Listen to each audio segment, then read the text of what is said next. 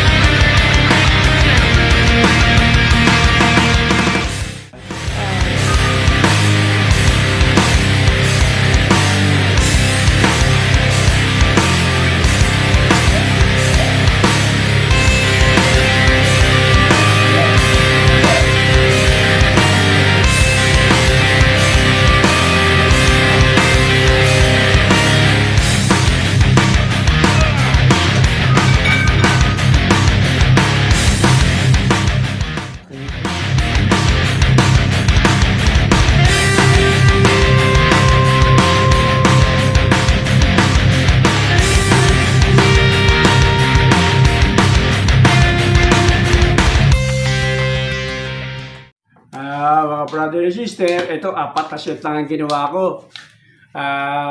Fly, saka sa paypay, makikita nyo naman yung mga ginagawa ko Saka yung pullover, bench, saka yung tumbling na nagpupusap ako. Yan ang lagi kong regular na ginagawa. Pagka MWF, yan ang lagi kong, yan ang mga paborito kong workout. Kasi nung kabataan natin, talagang medyo, talagang lahat ng number ginagawa ko. Marami kasi yung number na yan. Pero namili lang ako ng mga paborito kong ensayo. Yan, katulad yan.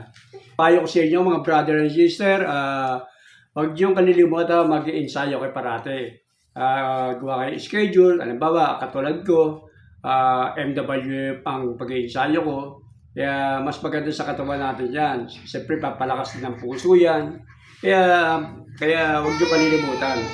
Siyempre, kakain din kayo ng mga masustansyang pagkain. Gulay, isda, karne. Siyempre, yung tamang-tamang pagkain lang. Kaya ako, yun lang ang ginagawa ko. Kaya po sa edad ko ngayon, 60 plus na ako. Kaya hindi nawawala sa akin na pag-exercise. Ngayon po ang payo ko sa iyo, mga brother and sister, alagaan nyo ang sarili nyo. Yan po ang ating kayamanan. Kaya lagi po kayo mag-iingat. God bless po sa inyo lahat.